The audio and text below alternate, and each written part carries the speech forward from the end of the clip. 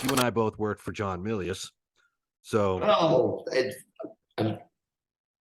how can we not touch upon John Milius? loved him. I loved him. I don't know how you felt about him. Because there was no bullshit with him. I worked days for producer Steve Ruther, who's no longer with us at Bel Air Production in Building 90. And the receptionist there really wanted to meet Milius, huge Milius fan. Goes, you got to take me over there to meet him. I know you're working over there at nights. I got to meet him. So I said, okay, we'll walk over there on our lunch break. We'll see if he's in. And I knocked on his door. And you know how you could tell Milius, his door in Building 81 is it had the sticker property of the Hells Angels on it. So I knocked on the door and like they're not answering. Then suddenly the door cracks and it's Leonard, John's assistant. He looks at me. He's like, oh, Ethan. All right, shh. And he like opens the door and quickly rushes me and this assistant in and closes the door behind him. And I'm like, I can detect like a level of secrecy. Well, they're putting together a sniper's rifle on his desk.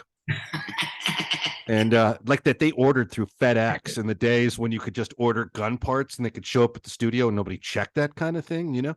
So they're putting together a sniper's rifle and this guy, turns white. He is like so nervous and he's standing there like, what do I say?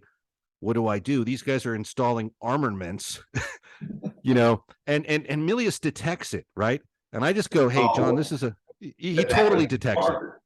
Point. I mean, yeah, he loved to project.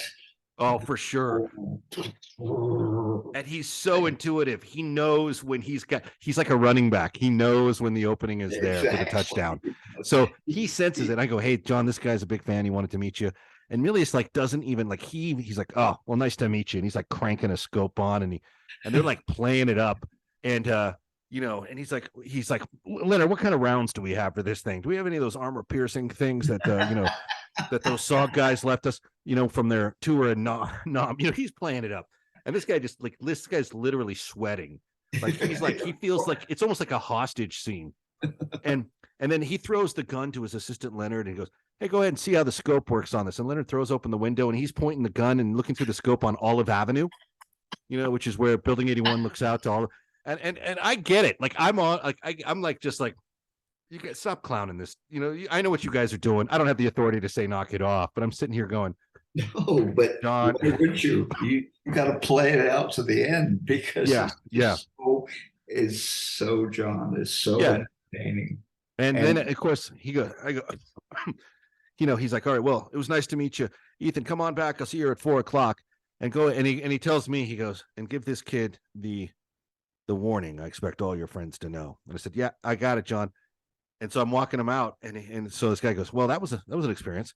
What did he mean when he said warning? He said, well, listen, if you say anything about what you saw in there, he'll kill you. And of course, we're just playing with it, but it was like one of those things. Like he does not know how to interpret it. You know, he's just like. It's just, and of course, the whole thing is a put on, right? But it's like one of those things where there's just enough reality to it to let fear and apprehension seep in. You have to have just a tiny bit of truth in it, and it expands. And I miss it. I miss it so much. I do miss it because, and look, the world is more politically correct, and in some ways, rightfully so.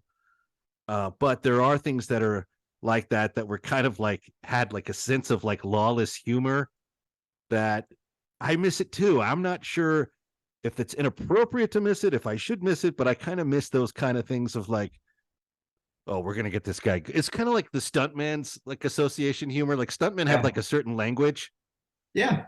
You know, and you kind of miss that when you're not around it, you know, it's like, oh, anyway. Milius. And you know, hey, look, Big Wednesday is a good one to work on. That was actually before you were on Star Wars, wasn't it? Or right after Big Wednesday? Was that right after Star Wars? It was after, right around then. Star Wars. And the thing was that John Milius and I guess it was George and Stephen, they all swapped points. Yeah.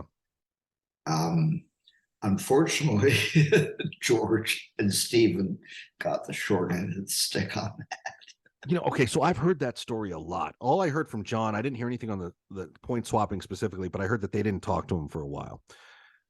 But I would think that the points on Big Wednesday were now worth something at this stage. I think that movie's made money.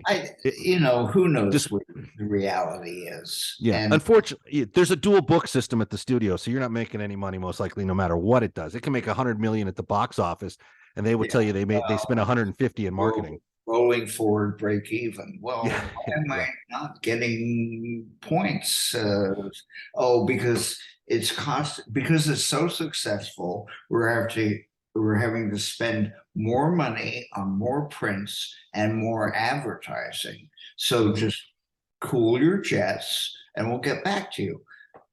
And by the way, if you decide to biopsy our books, this is the last project you'll ever do here. There's always that one too. Like, don't look at our bookkeeping too closely. Just be happy. And then they throw you that mafia token, which is about 5% of what you're probably owed. Here, take that and be quiet. Or net? Yeah, exactly. Or after.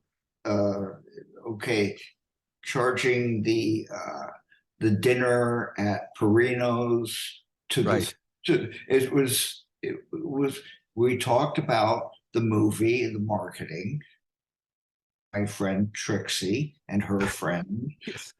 And Trixie charges by the hour, as does the hotel where the meeting was after. Your road to redemption is paved with tombstones.